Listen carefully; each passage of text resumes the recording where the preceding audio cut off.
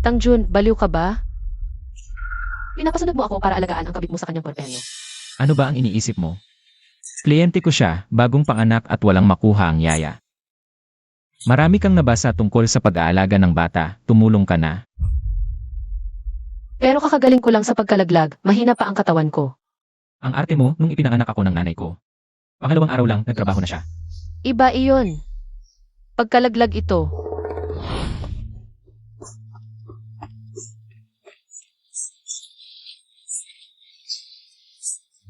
Huwag mong itapon ang anak ko. Ibalik mo ang anak ko. MS2, huwag mo nang hanapin sa ospital namin. May espesyal na paraan sa pag-asikaso ng bangkay ng sanggol. Hindi mo mahahanap. Honey, pasensya na. Hindi ko na protektahan ang anak natin. Kawawa naman, nabuo na ang bata. Pinapakiusapan kitang tumulong, ang dami mong dahilan. Alam mo namang mahilig ako sa bata. Nawala mo ang anak natin, hindi kita sinisisi. CJ. Sige na nga. Dumating na ang yaya na hinanap ni Kian Kian para sa'yo.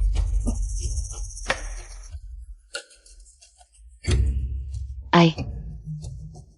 Disinfect ba bago pumasok? Baka mahawa ang anak ko. Mamatay ka man, hindi mo mababayaran.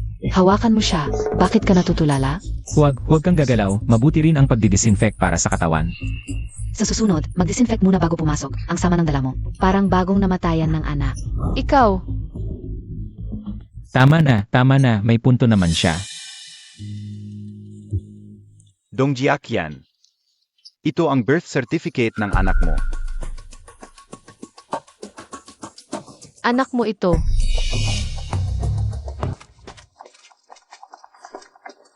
Anong ginagawa mo, Tangjun? Walang sakit ang taong ito na hinanap mo. Ano? Ay, may regla, hugasan lang ayos na. Nakakadiri, hindi man lang naglagay ng panyo. Ipadala mo sa kanya ang address, maglinis ka at pumunta ka dito. CJ, Anong hinihintay mo? Buksan mo ang pinto ng kotse. CJ.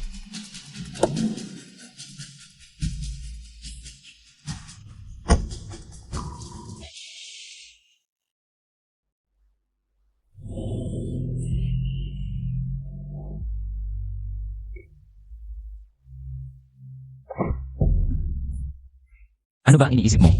Buntis siya nang hindi kasal, ayaw tanggapin ng ospital. Kaya pinapanggap niya akong asawa niya. Boss Tsu, nangyari ang inyong kinatatakutan. Sabihin mo, Si Miss, nagkalaglag siya. ano? At napagtanto ko, Sabi. 1 buwan na ang nakalipas, si Tangjun. Bumili ako ng maraming hawthorn at almonds. Ay mga pagkain na madaling magdulot ng pagkalaglag ng bata sa buntis. Si Tangjun, siya. Maghintay ka lang sa akin. Dapat ba nating sabihin ang katotohanan kay Binibini? Walang kwenta. Hindi siya titigil hanggang hindi niya ito nakikita ng sarili niyang mata. Tana, puntahan natin siya. Opo.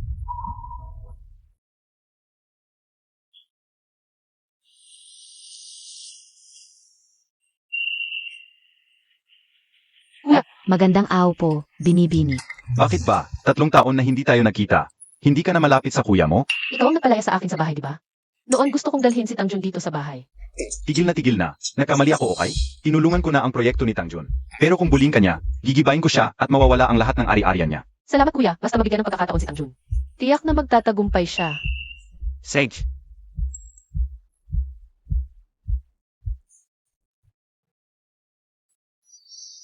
Muntikan ko nang makalimutan ang mahalagang bagay. Kuya, kapag naging matagumpay na si Tangjun, tayo niyang imbitahang kumain sa labas.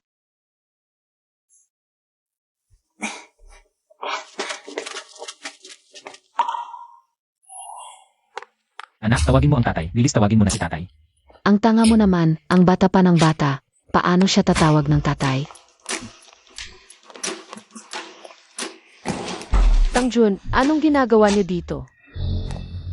Ano ba anong problema? Sino itong magrobang dumating dito?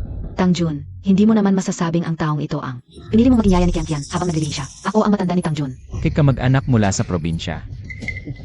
Pinsan kong babae, hindi ba sinabi mong pupunta ka rito para tumulong? Ihahatid ko muna siya para ayusin ang mga bagahe. Tara.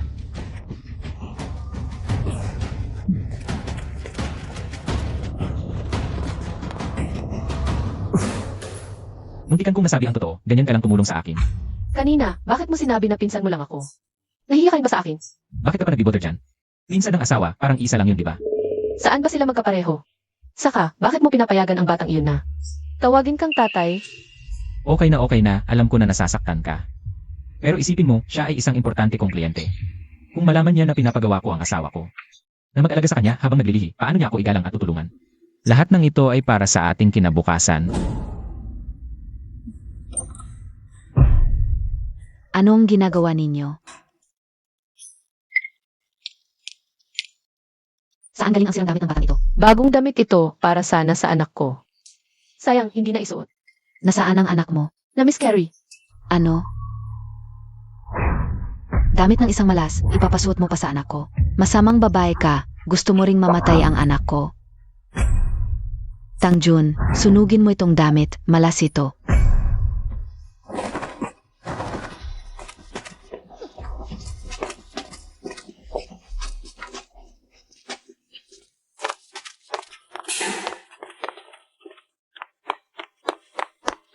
huwag mong sunugin. Kung ayaw mo, uwiin ko na lang. Ito na lang ang natirang alaala ng anak ko sa akin. Wala na ang bata, bakit mo pa itinatago? Karapat dapat kang mawalan ng anak. Mabuti nga, sunugin na ito.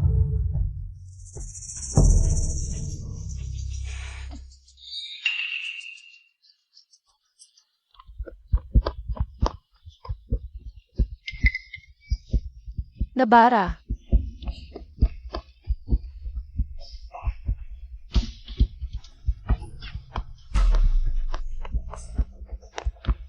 Anong ginagawa mo? Ang kulit mo, sinusunog ko lang naman. Ang ilang damit mo, sinasaktan mo pa ang anak ko. Hindi ko sinasaktan ang bata, tinutulungan ko siya. Nakita ko mismo, magdadahilan ka pa. Kung may mangyari sa anak ko, ipapapatay kita. Ibigay mo sa akin ang bata. Huwag mong bawiin. Wala nang oras, ipapaliwanag ko mamaya. Babaliw ka ba? Anong gagawin mo? Hindi. Tangjun, pinapatay niya ang anak natin. Ma. Ang kulit mo, akala ko mabait ka. Pero napakasama mo pala. Tinutulungan ko siya. Suwan, akala ko. Matalino at mabait kang babae. Pero sinisira mo pa ang plano ko. Kahit ikaw, hindi ka naniniwala sa akin.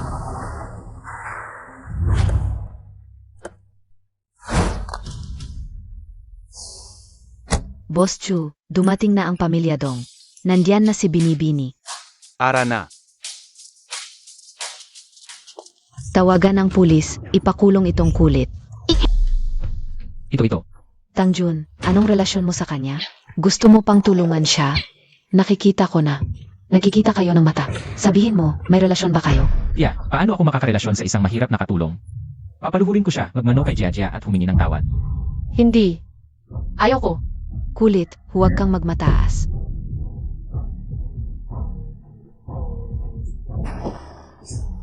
Ikaw, Anong ginagawa mo? ibalik mo ang anak ko. Ibalik mo. Ibalik mo ang anak ko. Suwan, ibaba mo ang anak ko. Kung hindi, gagawa ako ng aksyon.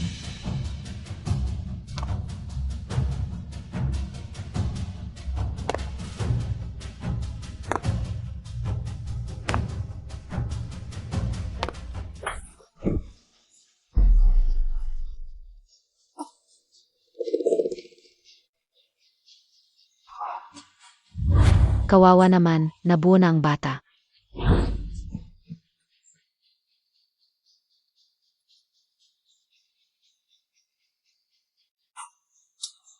Lumabas na, Tangjun, tingnan mo.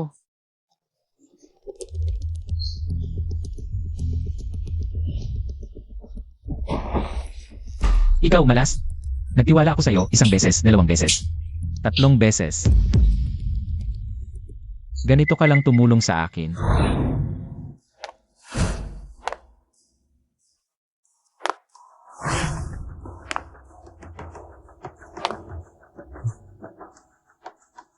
Gusto nyo bang mamatay?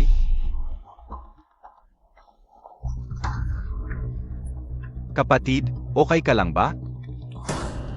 Sugurin sila. Bagbugin ng malala, opo.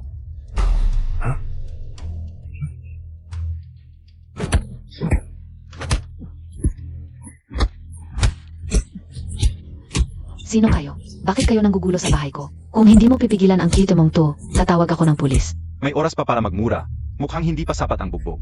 Ipagpatuloy ang pagbugbog, aray. Suwan, pahintuin mo sila agad. Gusto mo ba akong sirain? Hindi ba pag-usapan na natin ito dati? Anong ginagawa mo dito ngayon?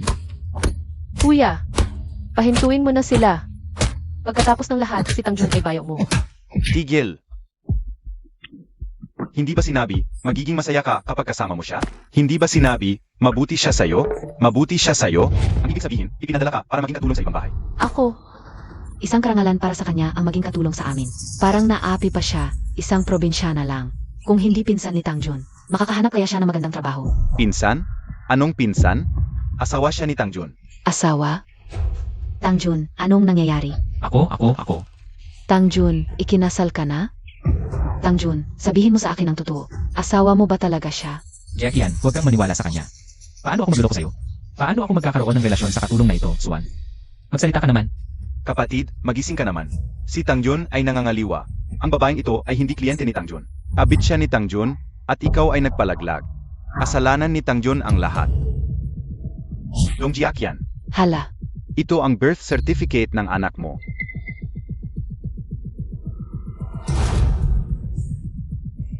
Anak, tawagin mo na si Daddy. Tawagin mo na si Daddy. Tangjun, napakarami kong sinakripisyo para sa'yo.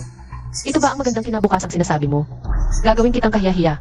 Magbabayad ka sa buhay ng anak ko, tama. Ako ang pinsan ni Tangjun. Tingnan niyo, sinabi niya magkapatid kami. gets ko na, ikaw ang kabit ni Tsuwan. Sadyang ginawa mo ito para magiganti para sa kanya, di ba? Ang mga babae ngayon, talagang walang hiya. Baka may dala kang sakit. Tumahimik ka. Nakita mo na ba ang mukha nila? Basta sabihin mo lang. Ayusin ko agad ang lahat. Kuya, umalis muna tayo pagkatapos ng ilang araw. Ito ang engagement party ng dalawang ito, ang ganitong mga cute-cute. Hindi ko talaga palalampasin. Ang yabang. Alam niyo ba kung sino ang tatay ko? Ang tatay ko ay shareholder ng Chu Group, si Dongdali. May karapatan ba kayong magkagulo dito? Ang asawa ko ay close na tauhan ni Tsochen ng Chu Group. Narinig mo na ba si Tsochen? Siya ang pinakamayaman sa lungsod A. Dongdali, di ba? Sige, naalala ko na. Ara na. Ikaw, bastos. At ikaw, katulong. Ano ba ang pinagmamalaki mo? Tawag ni Daddy. Ano ang nangyayari? Tangjun, ano ba talaga ang ginawa mo? Sinabi sa akin ng assistant ng boss, at ang sa pakikipagtulungan. Ang proyekto ng Chu Group ay nabigo, at ako ay naapektuhan din. Ano? Wala naman akong ginawa sa kanila. Baka may pagkakamali, Daddy, tulungan mo naman ako. Lahat ng pera ko ay inilagay ko kung mabibigo ang proyekto. Wala na ako. Nga, Daddy, tulungan mo naman siya, para din sa anak namin. Ganito na lang. Pagkatapos ng ilang araw, sa engagement party mo at ni Jackie, imbitahan ko ang lahat ng mga boss at matataas na opisyal ng kumpanya. Humingi ka ng tawad sa boss ng harapan. Dapat magpakita ka ng magandang asal. Narinig mo ba? Huwag kang mag-alala, magpapakita ako ng magandang asal.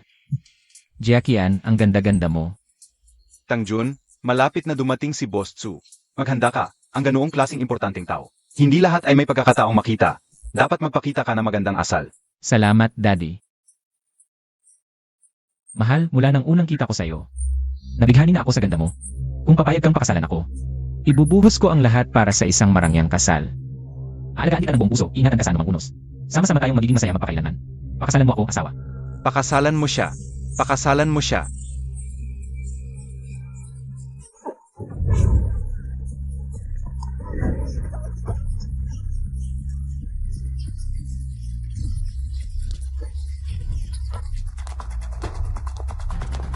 Sa kasal na ito, hindi ako sang-ayon.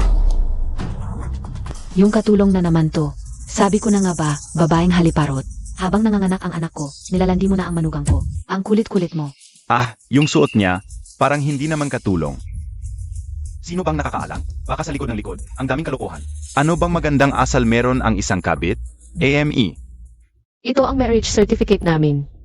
Ako ba ang baliw? O siya ang sakim sa yaman at lumabag sa batas? Sa tingin nyo, halata naman. Jackie-an, pakinggan mo muna ako.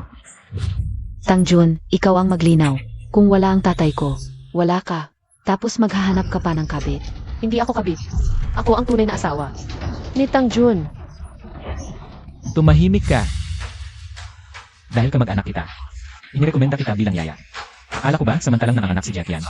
Ginigilit mo ako. Ang bababa mo pala. Ikaw.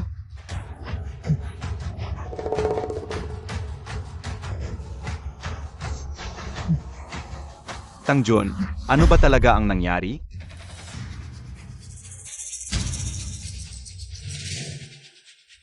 Sa totoo lang, Jackie Yan, hindi na kita lolokohin. Nakapag-asawa ako sa kanya. Ikaw. Pero nang babae siya at nagdadalang tao pa sa iba, dapat noon pa ako nakipaghiwalay. Nang ako'y lubos na nalulungkot, ikaw ang sumalubong. Doon ko nalaman kung ano ang tunay na pag-ibig. Dahil sa pag-ibig, natakot ako. Dahil sa kahihiyan ng kasal na yon. Baka iwan mo ako kaya napilitan akong magsinungaling. Jackie Yan, mapapatawad mo ba ako? Ang tanga-tanga mo. Ako ang nambabae, Tang Jun. Ang kapal talaga ng mukha mo. Alam ko na, isa kang babaeng manloloko. Nasaan na yung lalaking tumulong sa'yo? Iniwan ka na? Kaya babalik ka kay Tang Jun. Hindi ganoon ang relasyon namin.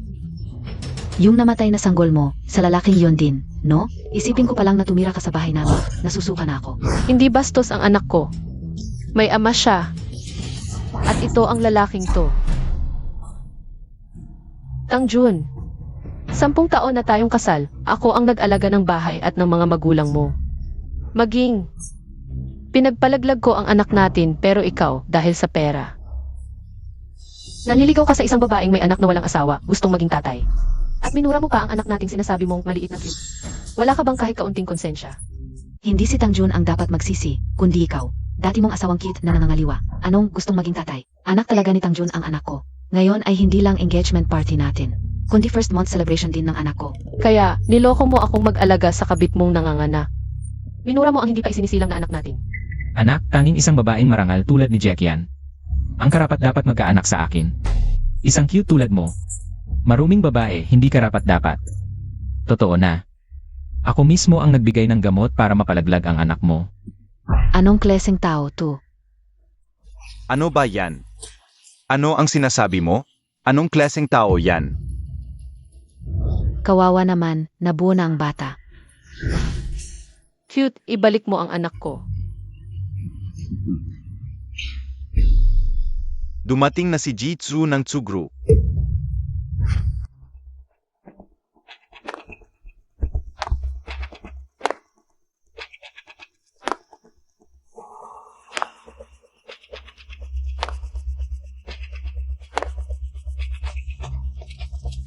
Kuya,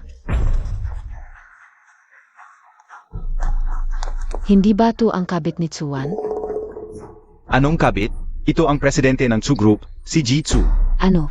Natuto ka na ba? mali ako, hindi na ako muling magpapaloko.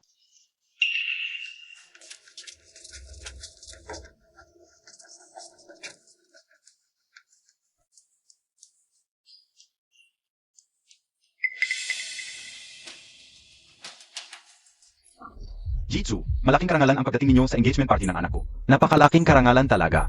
Hoy, manugang. Halika't batiin mo si Jitsu. Bilis, umalis ka diyan. Ipapadala ang notice ng kumpanya. Mula ngayon, bagong presidente na ang mamumuno. Opo. Kuya pala niyang cute na to. Tumahimik ka. Tatay, malapit kayo kay Yiksu, subukan niyo pong makiusap. Malayo lang ako, nakakita kay Jitsu sa kumpanya. Saan ako kukuha ng ganoong lakas ng loob? Tapos na tayong lahat.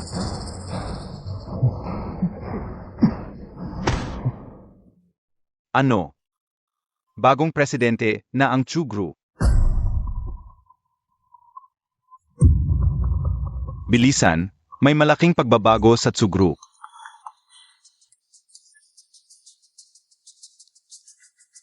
Pinalitan na ang presidente.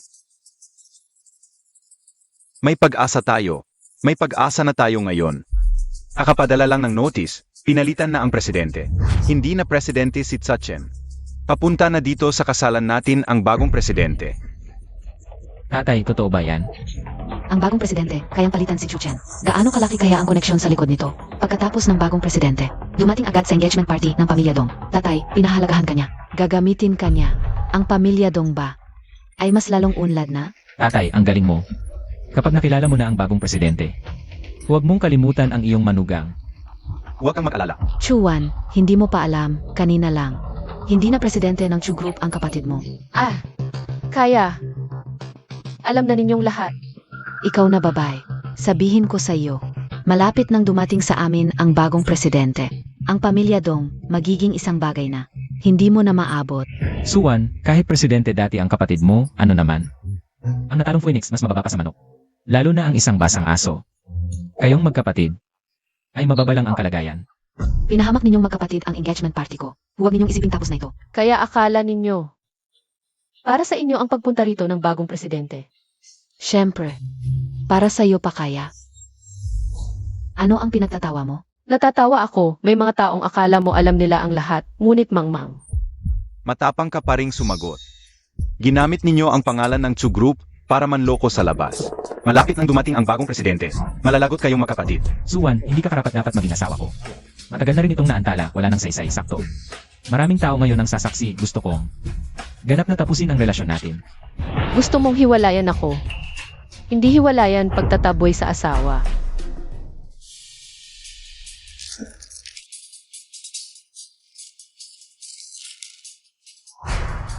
Aalis kang walang dala.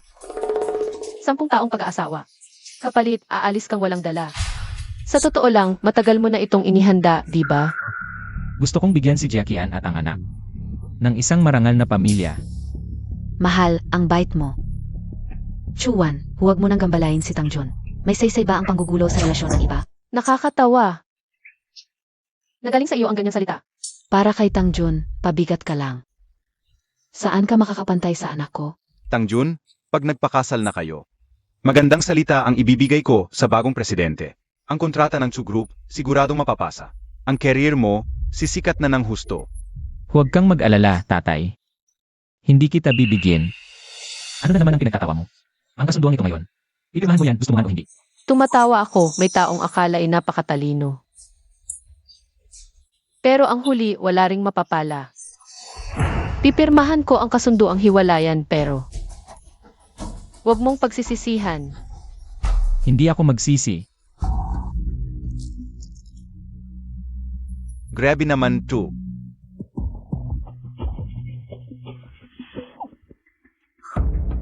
Tangjun, tandaan mo ang araw na ito.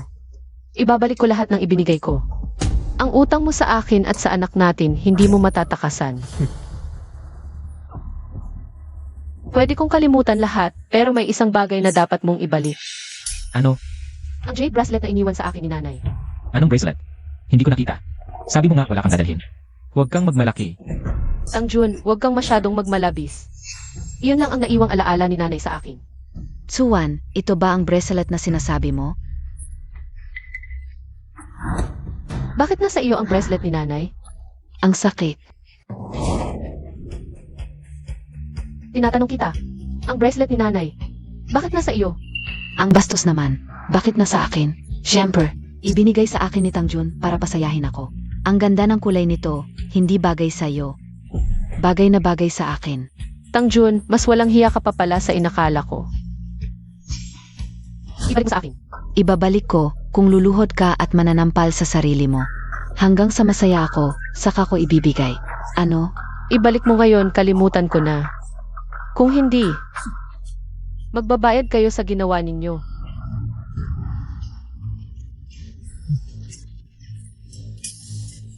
Anong babayaran, Chuan? Kailangan bang ipaalala ko sa'yo? Ang kapatid mo, hindi na. Ang presidente ng Chu Group, kayong magkapatid. Parang asong kalye, talunan, tiyak na yuyurakan. Ng pamilya namin. Aray.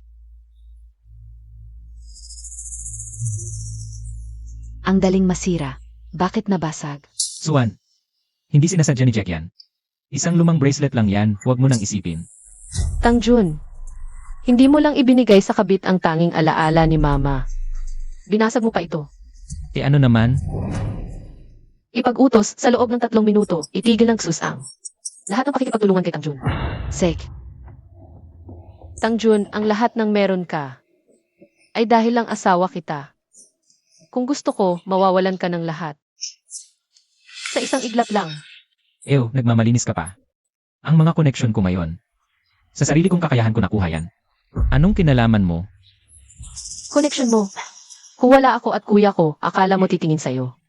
Ang mga yon, Hirap na nga kuya mo, ikaw pa. Huwag kang magyabang.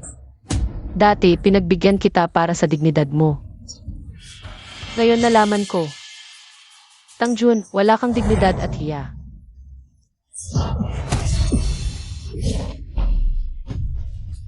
Suan, ang pinagsisisihan ko sa buhay ay ang pakasalan ka.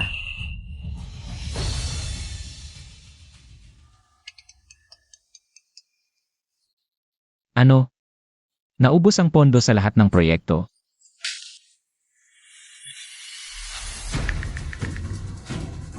Hello? Manager Zhang, tayo baka nagkamali kayo ng abiso. Bakit biglang natigil ang proyekto? Hello? Hello? Manager Lee? Yung proyekto natin. Hello? Manager Zhao, yung partnership natin. Maayos naman dati, bakit biglang? Hello? Hello?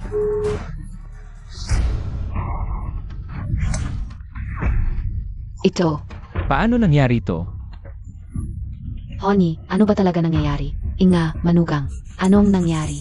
Wala na. Lahat ng proyekto natigil na. Lampas 5 bilyon ang nawala. Paano ko kukunin ang 5 bilyon? 5 bilyon. Nasaan ang koneksyon mo? Subukan mong tawagan ulit. Tinanong ko na. Dati, magalang pa sila sa akin, ewan ko ba. Biglang nagbago ang ugali, hindi man lang ako pinagsalita. Tangjun, sinabi ko na kung gusto ko. Ang binigay ko, mababawi ko anytime. Ibig mong sabihin dahil lang sa isang salita mo. Sumunod lahat ng top executives sa city At tapusin ang pakikipagtulungan sa akin. Tama. Suwan, baka nawawala na sa sarili ka. Nakababa na ang kuya mo. Malapit nang dumating ang bagong presidente ng Chu Group. Ikaw ay isang yaya lang na nag-alaga sa anak ko. Tama na, huwag mo nang pansinin ang baliw na babaeng ito. Baka may nangyaring pagkakamali sa gitna. Malapit nang dumating ang bagong presidente. Ako na ang mag-ugnay. Lahat ng problema, malulutas na. Pagdating ng bagong presidente, lahat ng problema ay malulutas na. Tatay, sa inyo na po kami asa. Aray. Ang inyong inaasam-asam na bagong presidente, matagal nang dumating. Suwan, hindi mo ba sasabihin na nakilala mo na ang bagong presidente? Hindi lang nakilala. Ako ang bagong halal na presidente ng Xu Group.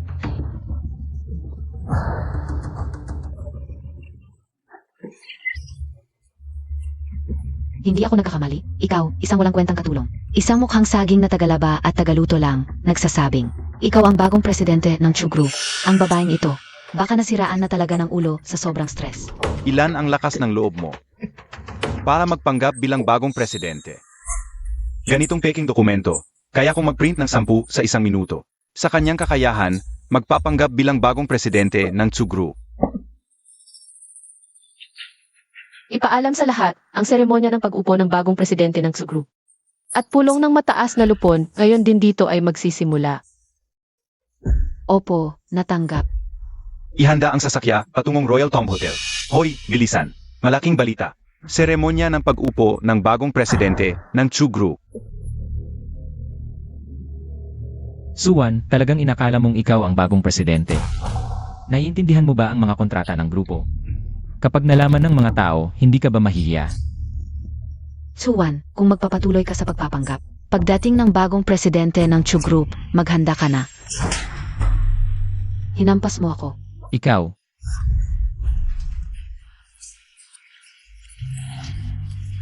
Suwan, baliw ka ba? Sino ang baliw, hindi pa sigurado. Dumating na ang mataas na opisyal ng Chu Group. Bakit nandito ang mga mataas na opisyal ng Xu?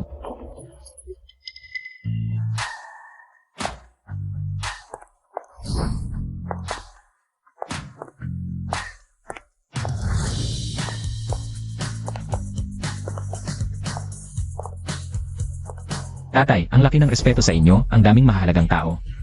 Mula sa ating Asian Party. Sakto lang, sakto lang. Ang pag-angat ng Dong family, malapit na. Bakit hindi pa dumarating ang bagong presidente? Ano ba alam mo, ang mga mahahalagang tao, syempre huli sa pagdating. Halika, ipakikilala ko muna kayo. Halika. Maligayang pagdating sa kasunduan ng aking anak na babae. Kapag naupo na ang bagong presidente, hindi ko bibigin ang inyong tiwala. Anong langgam yan? Hindi ko kilala. Umalis ka, huwag kang humarang sa daan. Hindi ba kayo dumarating para sa kasunduan ng pamilya Dong? Anong kasunduan? Narito kami para sa inaugurasyon ng bagong presidente. Ano? Ipinahahayag ko, magsisimula na ang pagpapalit ng presidente. Mula ngayon, ang aking kapatid na si Tsuan, ang magiging presidente ng Chu Group. Salamat sa inyong tiwala. Magandang araw, presidente. Hindi ito possible. Siya, paano siya naging? Ang bagong presidente ng Chu Group. Mali ito, tiyak na mali. Naku, ang dating asawa ng lalaki ay bagong presidente ng Chu Group? Hindi ba siya katulong lang? Ang lalaking yon, kapatid niya pala. Ang lalaki at babaeng ikakasal, sila ang tunay na nagkakasala. Naloko tayong lahat ng pamilyang ito. Mga nakatatanda, baka nagkakamali kayo. Ang babaeng ito, isa lang siyang katulong na naglalabat nagluluto. Ano yun? Tumahimik ka, tanga. Sino ka ba? Nag-aalinlangan ka sa binibini? Paano hindi ito posible ikaw?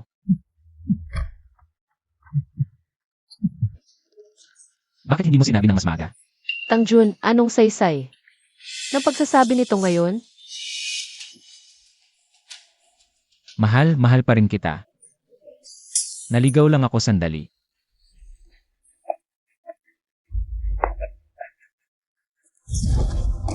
Ako ang naligaw para sa'yo.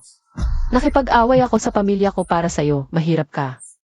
Mula mayamang dalaga, naging isang gusgusin na naglalabat nagluluto.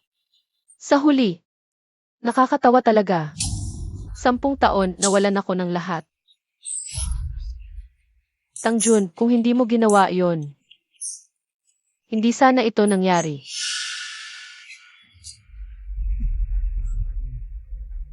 Inihahayag ko, titigil ang sugroup sa pagtulong sa pamilya Tang. Mula ngayon, tapos na ang lahat ng pakikipagtulungan. Kung may magtangkang tumulong sa pamilya Tang, kalaban namin ang sugroup. Kanselahin ko ang pakikipagtulungan ng Yunda International sa pamilya Tang. Ako, Kangjian Logistics, kanselado ang pakikipagtulungan sa inyo. Ako. Ping An Investments, kanselado ang pakikipagtulungan sa pamilya Tang. Ako rin, kinakansela ko ang pakikipagtulungan ko sa iyo. Kanselado na rin. Huwag. President Zhao, President Lee, President Zhao. Kung lahat ng pakikipagtulungan nyo ay makakansela, ang buong supply chain ng pamilya Tang ay mapukulang at mapuputol. Sa huli, haharap tayo sa 10 bilyong pisong pagkakautang at pagkawala. Mahal, alam kong nagkamali ako. Patawarin mo ako. Umuwi na tayo. Mamuhay tayo ng maayos. Sino ang asawa mo? Siya ang nakialam sa relasyon. Siya ang nanusol at umakit sa akin. Ginamit niya ang estado ng kanyang pamilya at ang bata sa kanyang tiyan. Para takutin at linangin ako. Wala talaga sa isip kong magtaksil sa'yo. Mahal, maniwala ka sa akin. Tangjun, sweetie, ako ang umakit sa iyo. Nakalimutan mo na kung paano ka lumuhod at humalik sa paa ko noon? Tangjun, kinain na ng aso ang konsensya mo. Nagbuntis ang anak ko ng 10 buwan, nag-anak para sa iyo. Tapos ikaw pa ang nambintang. Paano ko malalaman kung kaninong lahi ang batang yan? Ikaw. Anong klaseng tao ka? Walang hiya. Ikaw, presidente, nakita mo rin ang aming pamilya Dong ay biktima rin. Ngayong naparusahan na si Tangjun, kami ay hindi na makikialam pa. Aalis na kami. Anong nagmamadali? Kasuklam-suklam si Tangjun, pero hindi rin kayo malinis. Hindi ko pa nakakalimutan ang paghamak ninyo sa kapatid ko kanina. Si Dongdali, inabuso ang kanyang kapangyarihan. Nagsamantala pa sa sariling interes. Simula ngayon, tanggal sa lahat ng tungkulin sa kumpanya. At tatanggalin sa industriya. Karapat-dapat sa iyo yan. Talagang karapat-dapat. Sweetie, sweetie. Ikaw ang sumira sa aming pamilya.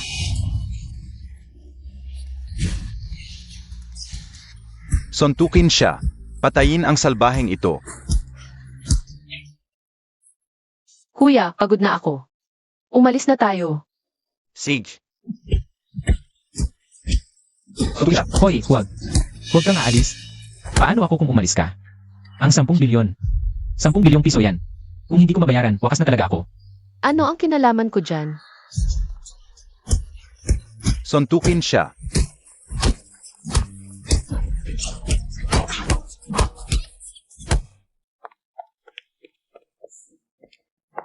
Kuya, alam mo ba? Noong panahong inaalagaan ko ang babaeng iyon pagkapanganak. Saka ko tunay na nakilala ang sarili ko. Nakayanan ko palang magpakababa ng ganoon. Ang mag-asawang iyon ay nawalan na ng dangal at reputasyon. Si Tang Jun ay may 10 bilyong pisong utang. Hindi na pwedeng pumasok sa mundo ng negosyo ang 3 henerasyon ng Dong family. Mahalaga sa kanila ang mga parusang ito. Para sa akin, hindi na mahalaga. Ang pag-aasawang ito. Ang pinakamabigat na parusa sa akin. Hindi dahil napili ko ang maling tao. Kundi, muntik ko nang mawala ang sarili ko. Ang tunay na pag-aasawa, hindi dapat isang panig lang ang nag-aalay. Dapat, 2 buong tao magkasamang naglalakbay. Kung mawawala ka na sa sarili mo, paano ka pa magiging karapat-dapat sa pagmamahal? Tama.